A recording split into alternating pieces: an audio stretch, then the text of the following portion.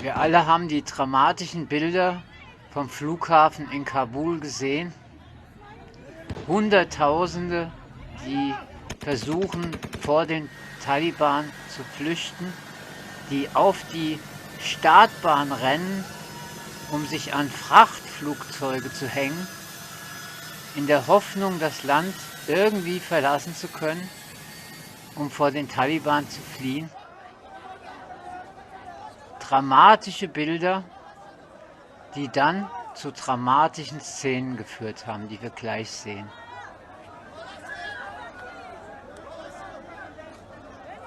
Denn dass das nicht gut gehen konnte, war klar.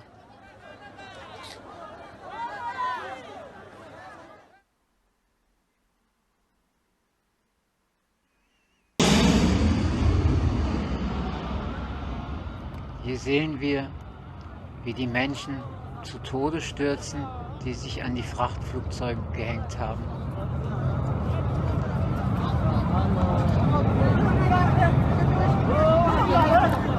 Uns wird sogar davon berichtet, dass im Fahrwerk der Transportmaschine, der C-17-Transportmaschine, Leichenteile gefunden wurden. Von Menschen, die dort im Fahrwerk zerquetscht wurden.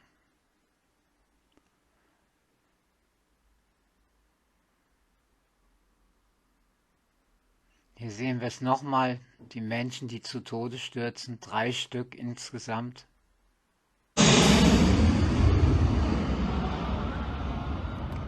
Zu den Leichenteilen hat sich bisher noch niemand geäußert vom Pentagon oder vom Weißen Haus. Hier sehen wir nur 2, aber es waren insgesamt 3 Tote. Ja, und so chaotisch waren die Zustände in den Frachtflugzeugen. Bis zu 600 Personen, die sich in die Maschine gezwängt haben, welche eigentlich für 200 Fallschirmjäger ausgerüstet waren. Die Sprecherin von CBS fürchtet Anschläge der ISIS, die sich ja dann nun bewahrheiteten.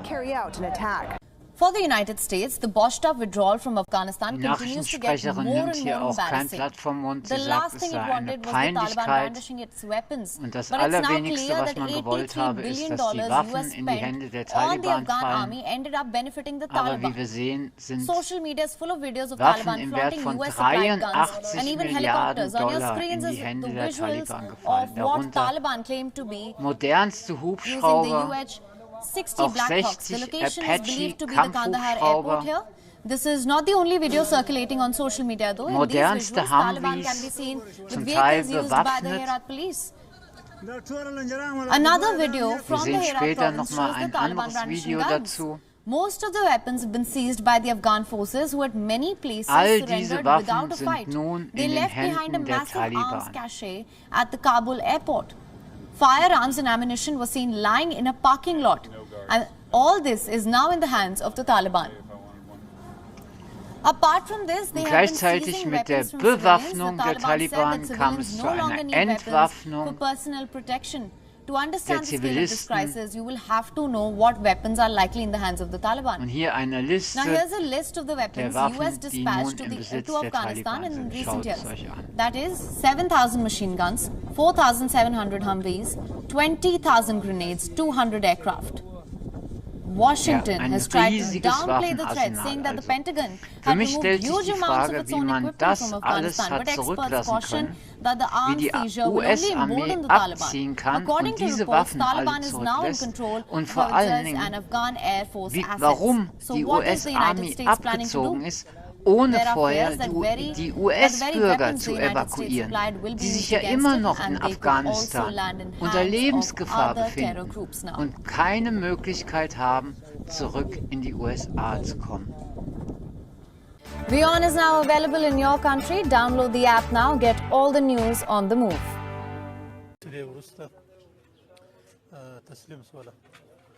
Hier noch einmal von einem anderen Nachrichtensender, das Sun. Diese Waffenlager Diese unendlich vielen Angriffswaffen modernster Art, vom Sturmgewehr über Maschinengewehr zum Granatwerfer bis zum Apache-Kampfhubschrauber. Waffen im Wert von 83 Milliarden Dollar einfach so zurückgelassen. Und vom Pentagon und vom Weißen Haus habe ich bisher noch keine Stellungnahme dazu gesehen. Wir werden später eine Stellungnahme von Sleepy Joe Biden sehen, die aber alles andere als plausibel ist. Denn, ich nehme das vorweg, er sagt, ja, das sei halt einfach so passiert. Aber ihr seht es nachher selbst live. Also es ist mir ein völliges Rätsel, wie die US-Army abziehen kann und all diese Waffen zurücklässt. Dagegen war Saigon 1975 ja wirklich ein geordneter Rückzug, muss man sagen. Weil das, was wir hier sehen, war eine Flucht der US-Army, kein Rückzug. The swift surrender Hier noch of einmal ein Afghan Video, in dem forces das ausführlicher has erklärt wird. empowered a new Taliban Das ist leadership, übrigens die now neue equipped with the latest Regierung and der greatest in Taliban. military hardware. Ich glaube nicht, dass man When you den Typen saw trauen kann, the aber wir significant werden collapse sehen. of the Afghan troops we had trained, Hier ein there ganz were up to schwaches 300,000 Statement von Joe just Biden, der leaving their einfach equipment sagt, and taking ja, off. das sei That halt so was, passiert I'm not. bei dem Rückzug. That's what happened. That's simply what happened. Das sei halt so passiert. The weapon of choice for insurgents the world over has been the Russian Kalashnikov AK-47. Ja, und The die Taliban appear to haben be ihre swapping out alten theirs for US-made AK-47 M4 Kalaschnikows carbines and gegen die M16s, modernsten discarded by Sturmgewehre Afghan Army units. eingetauscht, These guns are more die es accurate überhaupt and have nur greater auf dem range. Waffenmarkt zu kriegen gibt. We don't have a Werden auch complete direkt picture, ausprobiert obviously, of where und every die article Taliban haben sich direkt of damit defense materials has gone, but Nochmal certainly a ein fair amount ganz of it has schwaches fallen into the hands of the Statement eines Taliban. Sprechers des Thousands of Weißen ground vehicles Hauses. ceded to the Taliban include cargo Hier bed diese configured Humvees, Humvees die equipped with gepanzerten enhanced armor Humvees, protection and more powerful engines. zum Großteil auch These bewaffnet. units cost upwards of Jedes dieser $300,000 Fahrzeuge each. kostet über It's believed the Afghan 300.000 government Dollar. lost as many as 100 per Alle week in den during Händen der periods of Taliban. intense fighting in recent months. 3 By some estimates, the Trillionen US spent more Dollar than $3 wurden trillion dort in on den the war in letzten 20 Jahren Afghanistan.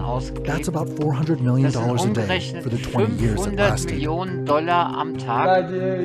After the Taliban took wofür? Afghanistan's second Dafür, city, dass man Kandahar, mit den photos and Taliban videos of nun fighters posing with die military stärkste helicopters soon followed. The Terrororganisation der group has Welt also taken an ausgerüstet hat, A-29 Super Tucano mit attack einer plane, eigenen ideal for Luftwaffe, mit eigenen counterinsurgency missions and attacking Kampfflugzeugen, ground die targets. extra It dafür can fly geeignet low sind, and slow and requires Erdkampfziele relatively zu kämpfen, inexperienced pilots to was ja operate. in The Afghanistan US is also leaving behind high-tech equipment, wichtig ist, including und biometric mit einer devices. Ausrüstung für It really helps biometrische us Daten. pinpoint where Und das these bad Schlimme guys are. ist, There are man hat fears the alle Taliban could use these biometrischen devices Daten der to ID afghanischen Bürger Afghans who den assisted coalition Taliban forces. überlassen. Das heißt, alle Dissidenten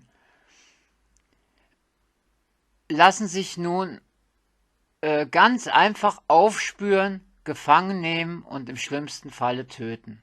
Danke, Mr. Joe Biden.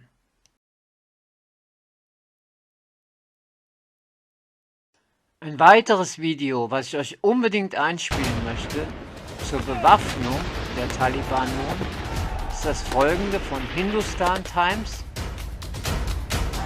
Und zwar hat die Taliban nun ihre eigenen Special Forces.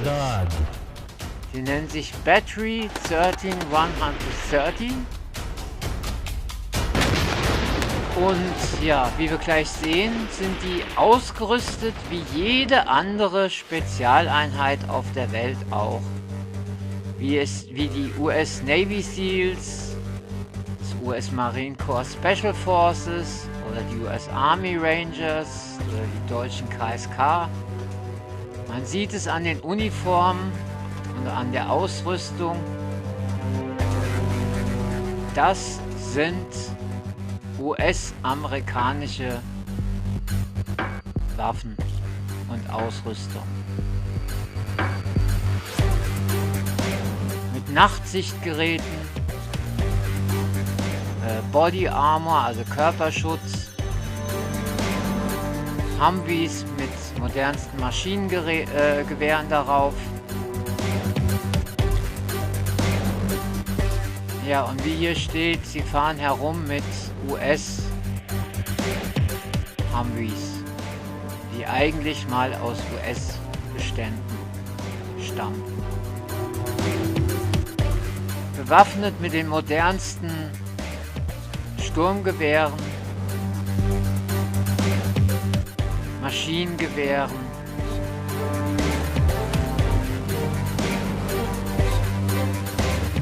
ja, trained for special operations, for house storming operations.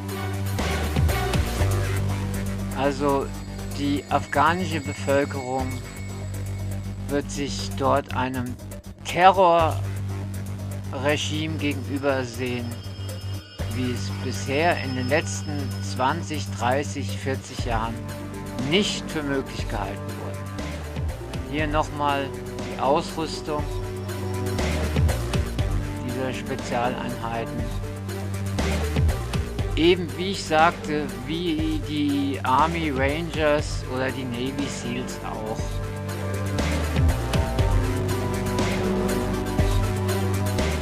Und sie sind trainiert für Offensivangriffe der Taliban.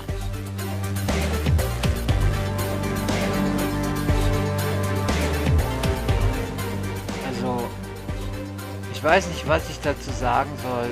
Die afghanische Bevölkerung ist wirklich in einer ganz schlimmen, prekären Situation. Denn das Ausland kann ihnen nun nicht mehr helfen. Der Zug ist leider abgefahren. Danke, Mr. Joe Biden.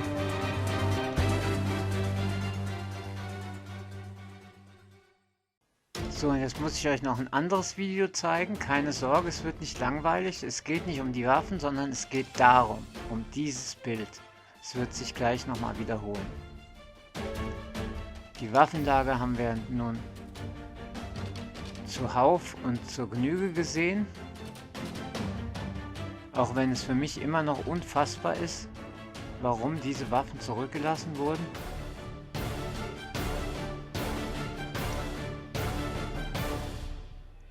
Aber mir geht es um das folgende Bild.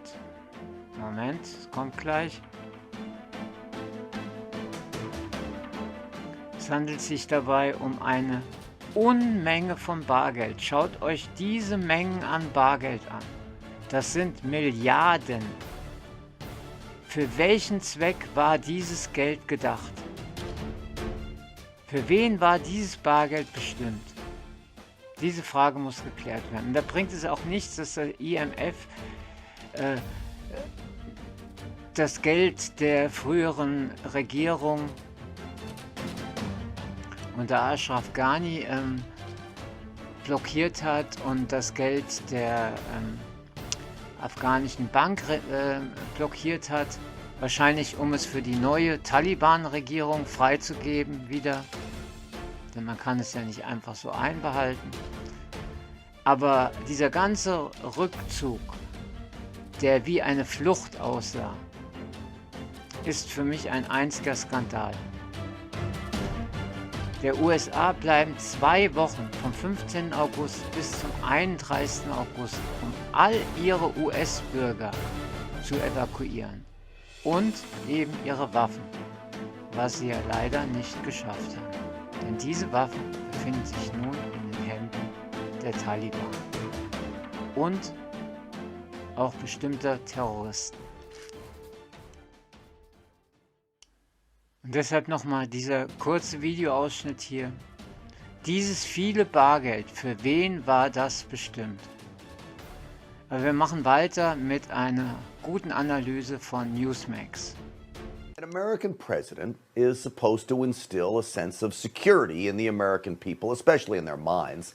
Their words should always allow us to rest easier. Instead, this president's confusion, ineptness, and weakness is having the exact opposite effect on the nation. So, for example, my anxiety over the dangers we now face, thanks to Joe Biden, is at an all-time high. Americans are uneasy, and I'm sure I'm not alone, mostly because of this.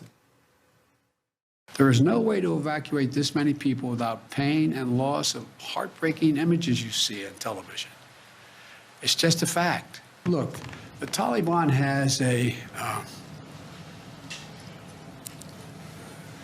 Taliban has to make a fundamental decision.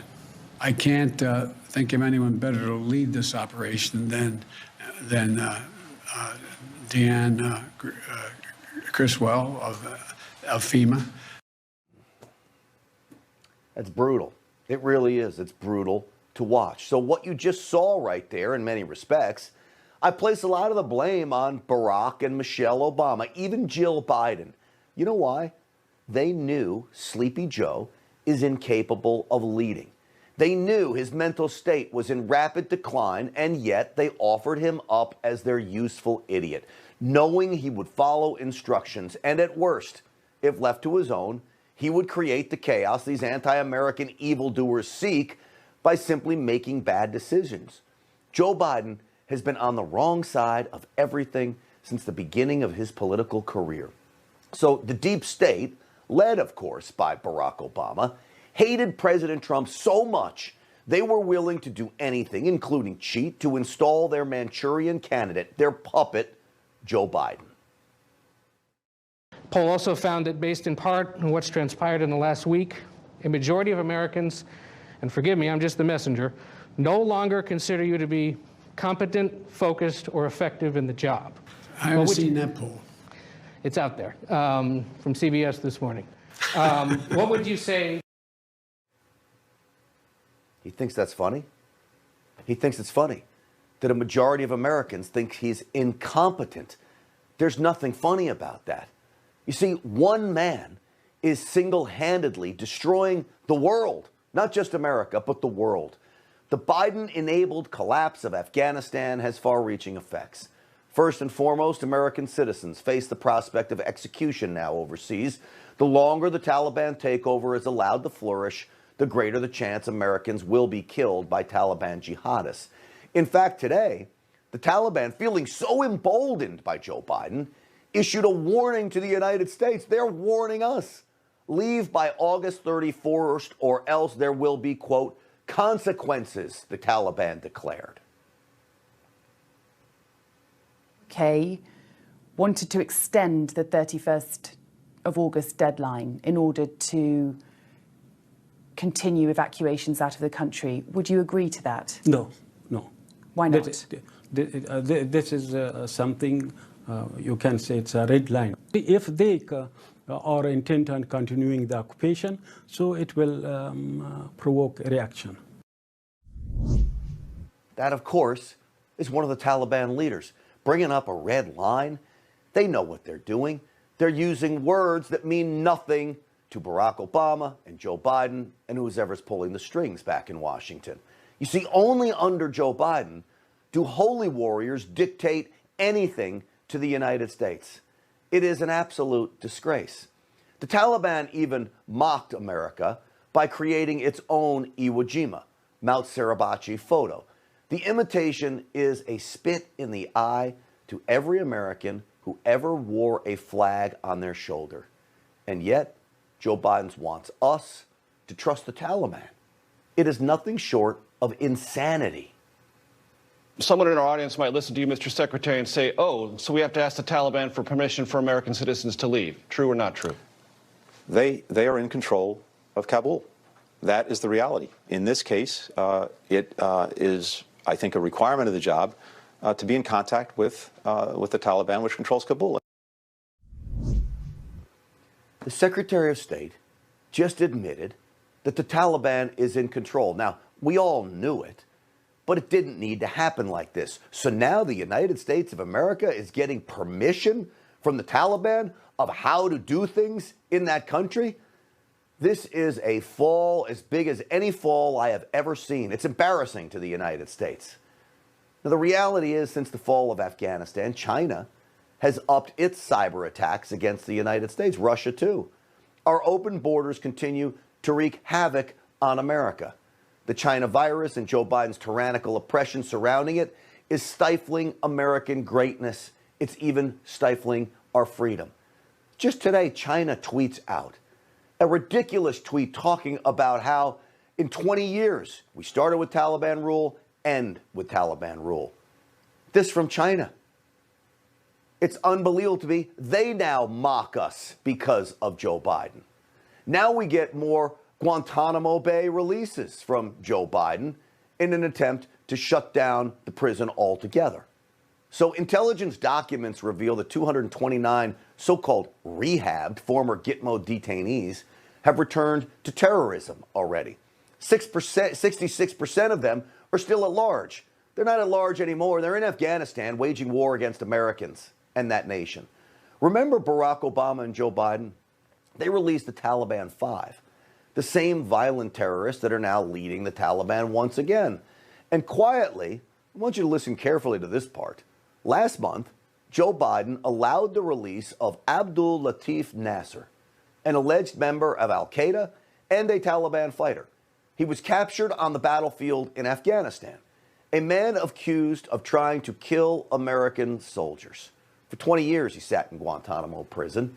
Joe Biden let him go last month, returning him to his home country of Morocco, even though leaked reports out of Gitmo proclaim this. Even while detained, these investigators at Gitmo write, the detainee has made statements of support for violent terrorist activity.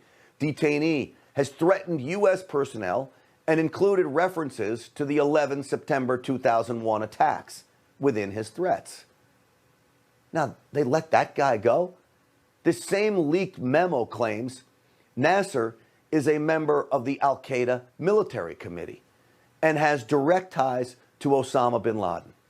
And that is the man Joe Biden releases. A guy with direct ties to Osama bin Laden. Why?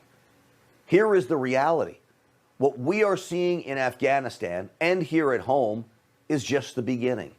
It is only the start of worldwide chaos inspired and enabled by a feckless and controlled Joe Biden. Ja, und hier die internationalen Nachrichten von CNBC, die die schlimmsten Befürchtungen gleich Wirklichkeit haben werden lassen, nämlich 12 getötete US-Soldaten bei 2 verschiedenen Anschlägen in der Nähe des Flughafens, eines bei einem Gateway, welches zum Flughafen führt, ein anderer Anschlag bei einem Hotel in der Nähe des Flughafens, in dem es weitere Tote gab. Der Sprecher erwähnt die Deadline vom 31. August, die nun alles in Frage stellt. Es gab ein Briefing im Pentagon und in der Nacht nach den Anschlägen, jetzt 5 Stunden danach war das, hat es noch keinerlei Reaktion aus dem Pentagon oder aus dem Weißen Haus gegeben. Es hat sich noch niemand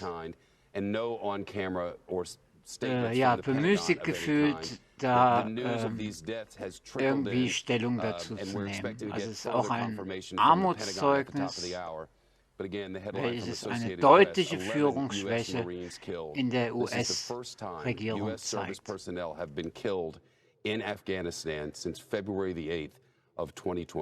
Tonight here, the scope of the American loss. We learned just as we came on the air Und hier tonight that nochmal another aktuellere service member has Nachrichten died. von As I said ABC off the top, News, 13 US service members die killed in bestätigt, this dass die attack. Zahl der And we took note today what the general said, how he described what US-Soldaten, these service welche members getötet were wurden, tasked sich with auf doing 13 right at erhöht the hat. airport gate in this dangerous mission, their bravery, Und their risk. er stellt die Frage in den Raum, wofür diese Männer und Frauen sich überhaupt geopfert haben. Die US-Korrespondentin spricht vom schlimmsten Anschlag auf US-Amerikaner innerhalb der letzten 10 Jahre. Und diese Männer und Frauen der US-Armee haben ihr Leben geopfert, um das Chaos am Flughafen in Kabul in einigermaßen geregelte Bahnen zu leiten. Sonst wäre das Chaos noch viel, viel schlimmer gewesen. Und da muss man also wirklich sagen, diesen Soldaten ist kein Vorwurf zu machen. Sie haben wirklich Übermenschliches geleistet. Es waren 3000 Soldaten, die über 100.000 Menschen im Zaum halten mussten, dass sie nicht auf die Startbahn rennen wie hier und sich an Frachtflugzeuge hängen, wie bereits gesehen am Anfang, und dann zu Tode stürzen. Männer, die Kindern und Frauen gerettet haben vor dem Zugriff der Taliban. Ja, und das ist das Statement eines einfach schwachen und ich würde fast sagen senilen Präsidenten Joe Biden. Die mutige Reporterin, die wir hier sehen, wurde gewarnt, es könne zu weiteren Anschlägen kommen. Ja, und das Schlimmste ist ja schon geschehen. 2 Anschläge hat es gegeben, bei dem, wie gesagt, 13 US-Soldaten und eine nicht genauer bekannte Zahl an afghanischen Bürgern gestorben ist. Und die Mission ist ja noch nicht vorbei. Es befinden sich immer noch mehrere tausend US-Bürger in Kabul, deren Heimkehr nicht gesichert ist. Die US-Regierung hat verlauten lassen, man könne für ihre Sicherheit nicht garantieren. Ja, und auch das zeigt wieder die Führungsschwäche von Joe Biden. Click on the right over here to subscribe to our channel, and don't forget to download the ABC News app for breaking news alerts. Thanks for watching. Ja, und hier ist eine Pressekonferenz, die ich einfach mal einspiele wegen des Endes.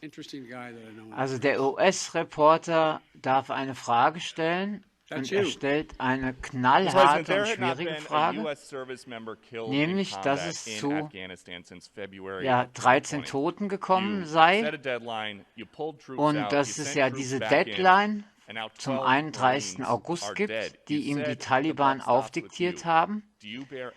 Ob er nun die Verantwortung dafür übernehme, für diese 13 Toten, und ob er die Deadline gedenkt einzuhalten. Joe Biden windet sich rum, versucht die Schuld auf Donald Trump zu schieben, wobei der ja einen geordneten Rückzug im Sinn hatte und keine Flucht aus Afghanistan, wie wir sie jetzt gesehen haben.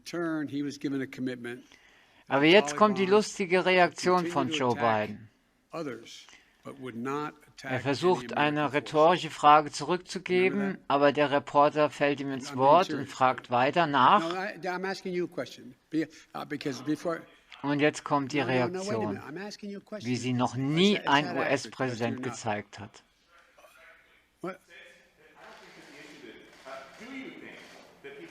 Dieses Bild